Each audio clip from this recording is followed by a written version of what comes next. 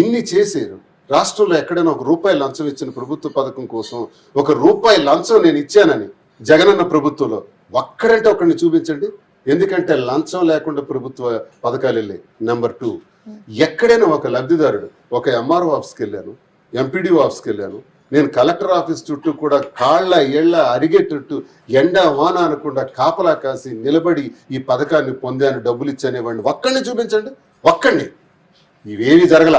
ప్రభుత్వ పథకాలన్నీ నేరుగా ఇంటికి వచ్చాయి లంచం లేకుండా. ఆఖరికి రైతులు పండించిన ధాన్యానికి కూడా ఒక రైతు భరోసా కేంద్రం పెట్టి రైతు భరోసా కింద ₹13,500 ఇచ్చి విత్తనం నుంచి విక్రయం వరకు కూడా బాధ్యత వహించి ఆ ధాన్యాన్ని జగనన్నే ప్రభుత్వం ద్వారా కొనిపించి రైతానికి అండగా నిలబడ్డాడు. అంతేకాదు ఆరోగ్య సేవలు అక్కడే ఒక హెల్త్ సెంటర్ గ్రామ స్థాయిలోనే పెట్టి ఆ హెల్త్ సెంటర్లో డాక్టర్లు పెట్టి బెడ్ మీద ఎంతమంది ఉన్నారు, రోగులు ఎంతమంది ఉన్నారు, ఎవరికి ఏ ఆపరేషన్ చేయించాలని తెలుసుకొని వాళ్ళకి ఆపరేషన్ చేయించి ఉచితంగా 1600 రోగాలకు ఆరోగ్యశ్రీ పెడితే రాజశేఖర రెడ్డి గారు, చంద్రబాబు నాయుడు వచ్చిన తర్వాత 1000 రోగాలకు కుదిస్తే జగన్మోహన్ రెడ్డి గారు ముఖ్యమంత్రి అయిన తర్వాత 3224 రోగాలకు పెంచి sickle cell anaemia, bone marrow, cancer, blood cancer లాంటి రోగాలకు కూడా ట్రీట్మెంట్ ఇచ్చి ఆ రోగి ఇంటికి వెళ్ళిన తర్వాత మందులు ఉన్నాయో లేదో, ఏం బాధపడుతున్నాడు అని చెప్పి రోజుకు ₹200 మందుల కోసం ఇచ్చిన మొట్టమొదటి మానవతావాది ఈ భారతదేశంలో.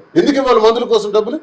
ఎందుకు చేయాలి? అమ్మఒడి ఇచ్చి ఆ బిడ్డకి యూనిఫారాలు ఇచ్చి బెల్ట్ ఇచ్చి షూ ఇచ్చి సాక్స్లు ఇచ్చి అవన్నీ తన చేతితో పట్టి షూ బాగుందా, యూనిఫామ్ బాగుందా, ఈ బిడ్డకి ఇవ్వచ్చా, నా మేనల్లుడు నా మేనవాళ్ళు చదవాలి, వీళ్ళకి పెట్టుబడి పెడుతున్నాను, వీళ్ళు ఉన్నత స్థాయికి వస్తే నాకు అంతే చాలు అనుకొని ఆ స్కూల్స్ను బాగు చేసి నాడు నేడు ద్వారా రాష్ట్రంలో ఉండే ప్రతి స్కూల్ని కూడా బ్రహ్మాండ ఆ మధ్యలో ఉండే దళారీ వ్యవస్థలు నాశనం చేస్తున్నారు. కాబట్టే స్వాతంత్రం వచ్చిన 75 ఏళ్లలో దళారీ వ్యవస్థను పక్కకు తోసి సచివాలయ వ్యవస్థను పెట్టారు. సచివాలయ వ్యవస్థ ద్వారా వాలంటీర్ల ద్వారా పెట్టినటువంటి వ్యవస్థలో నేను ₹1 లంచం ఇచ్చాను, నేను ఒక ప్రభుత్వ ఆఫీస్కి నేను వెళ్ళి పడిగాపులు కాసాననే వ్యక్తిని ఒక్కళ్ళంటే ఒక్కళ్ళని, మేము అపోజిషన్లో ఉన్నాం కదా, రూలింగ్ లో ఉన్నారు కదా, ఇదిగో ఈ వ్యక్తి లంచం ఇస్తే మీరు పెన్షన్ ఇచ్చారు, ఈ వ్యక్తి లంచం ఇస్తే రైతు భరోసా ఇచ్చారు, ఈ వ్యక్తి లంచం ఇస్తేనే మీరు ఆరోగ్యశ్రీ ఆపరేషన్ చేయించారని ఒక్కళ్ళని చూపించమనండి. ఒక్కళ్ళని. పవన్ కళ్యాణ్ అడుగుతున్నా, లోకేష్ గారిని అడుగుతున్నా, ముఖ్యమంత్రి గారిని అడుగుతున్నా,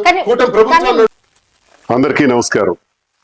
ఈ నెల 22వ తారీఖున వైఎస్ఆర్ కాంగ్రెస్ పార్టీ నన్ను సస్పెండ్ చేసినట్టు విడుదలైనటువంటి ఆ ప్రకటనకు ప్రతిస్పందిస్తూ నా అభిప్రాయం తెలియజేయాల్సినటువంటి అవసరం ఉంది కనుక ఈ వీడియో ద్వారా ప్రజలందరికీ కూడా తెలియజేస్తున్నాను.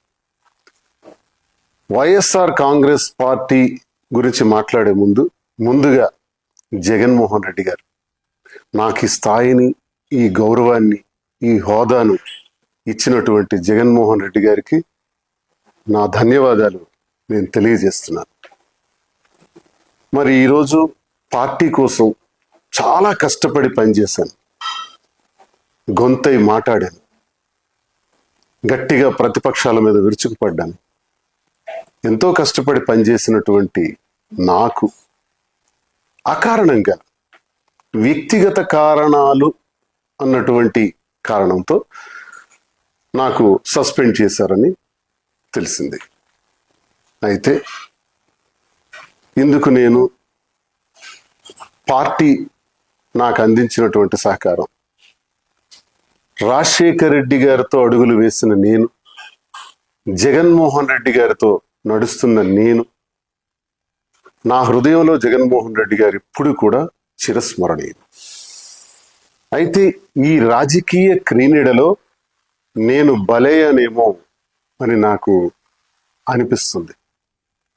అయితే నేటికి 25 సంవత్సరాలుగా ప్రజా జీవితంలో ఉన్నటువంటి నేను, ప్రజాసేవనే పరమావధిగా భావించిన నేను ఎప్పుడూ పార్టీకి ద్రోహం చేయలేదు, అవినీతి చేయలేదు, లంచాలు తీసుకోలేదు, అధికార దుర్వినియోగం చేయలేదు, భూ కబ్జాలు చేయలేదు. పార్టీ కోసం మాత్రమే అహర్నిశలు పనిచేశాను. ఈ జరిగినటువంటి పరిణామాన్ని నేను స్వీకరిస్తూ, సస్పెన్షన్ అంటే తాత్కాలిక విరామము. ఓకే, తాత్కాలిక విరామాన్ని ప్రకటించినప్పుడు నాకు ఒకటి గుర్తొస్తుంది. గురజాడ అప్పారావు గారు మాట చెప్పారు, విజయం కోసం విసుగును వీడి విరామ మెరుగక పని చేయండోయ్. పని చేస్తాను, కష్టపడి పని చేస్తాను. స్వతంత్రుడిగా, తటస్థునిగా, నా ప్రజల కోసం, నాకు నమ్ముకున్న గ్రామాల కోసం, నా పైన ఆధారపడి ఉన్నటువంటి కార్యకర్తల కోసం, అభిమానుల కోసం నిరంతరం మరింత రెట్టింపు ఉత్సాహంతో పనిచేస్తానని, ఎవ్వరూ ఆందోళన చెందవలసిన అవసరం లేదని, నా అభిమానులందరూ కూడా ధైర్యంగా ఉండాలని, గ్రామ గ్రామాన మళ్ళీ తిరుగుతాను. ప్రతి ఇంటికి ఈ దువ్వాడ శ్రీనివాస్ వస్తాడు. ప్రజలతో నేరుగా సంబంధాలు ఉన్నటువంటి నేను ఏ ఒక్కరిని విడిచిపెట్టేది లేదని, కష్టపడి పనిచేస్తానని, అన్నింటికీ కాలమే తీర్పు చెబుతుందని నమ్మిన నేను మరి ప్రజలందరికీ ఇంతవరకు నాకు ఈ గౌరవాన్ని ఇచ్చినటువంటి ప్రజల్ని నేను ఎప్పుడు మర్చిపోలేను. ముఖ్యంగా టెక్కలి నియోజకవర్గ ప్రజలు, వారి పాదాలకు నా సాష్టాంగ ప్రణామాలు చేస్తూ, నా ఊపిరి ఉన్నంత వరకు మీ సేవలో నిమగ్నమై ఉంటానని, నా అవసరం ఎక్కడ ఉంటే అక్కడ నేను ప్రత్యక్షంగా ప్రతి ఒక్కరికి ఉపయోగపడేందుకు కృషి చేస్తానని తెలియజేస్తూ, మరి ఇంతవరకు అవకాశాన్ని ఇచ్చినటువంటి వైఎస్ఆర్ కాంగ్రెస్ పార్టీ అధినేత జగన్మోహన్ రెడ్డి గారికి నా హృదయపూర్వక నమస్కారం. అదేంటంటే కార్యకర్త నష్టపోయినాడు, ఆ ఊర్లో ఉండే సర్పంచ్, ఎంపీటీసీ, వాళ్ళకి మేము వయా మీడియా పెట్టాల్సిందో ఇంకో రకంగా ఆలోచించి వాళ్ళకి సముచిత గౌరవాన్ని, స్థానాన్ని వాళ్ళకి ఇవ్వాల్సింది. అక్కడ మేము తప్పు చేసామేమో అని నాకు అనిపిస్తుంది. ఎలా అంటే ఇప్పుడు మీరు కార్యకర్తలు పట్టించుకోవడం కాదు, అక్కడ ఉండే కార్యకర్తకి గౌరవాన్ని ఇవ్వాల్సింది. ఈ పథకాలు పంపిణీ చేయడంలో జగనన్న ఇస్తున్నారు కాబట్టి, జగనన్న రిప్రజెంటేటివ్ గా ఆ ఊర్లో ఒక వ్యక్తి ఉన్నాడు కాబట్టి, ఆ వ్యక్తి ద్వారా ఇది సరఫరా జరుగుంటే ఆ వ్యక్తికి గౌరవం వచ్చి ఉండేది. ఆ గౌరవాన్ని ఇవ్వలేకపోయినామేమో, డైరెక్ట్ గా పథకాలు ఇచ్చేయటం వల్ల ప్రజలకు జగనన్నకి మధ్య వారధిగా ఉండే కార్యకర్తకి గౌరవం రాలేదు అన్నది మా నష్టం. అక్కడే మాకు నష్టం జరిగింది. కార్యకర్తకు సరైన స్థానాన్ని, గౌరవాన్ని ఇవ్వలేకపోయినాం.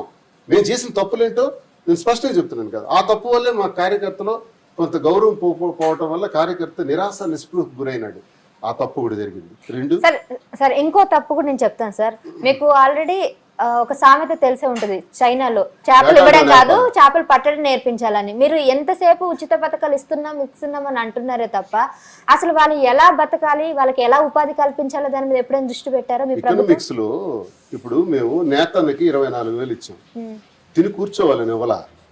24,000 రూపాయలతో స్పిన్నింగ్ కి కావాల్సినటువంటి చిన్న ఇన్స్ట్రుమెంట్ ఏమైనా కొనుక్కుంటాడు అని ఇచ్చాం.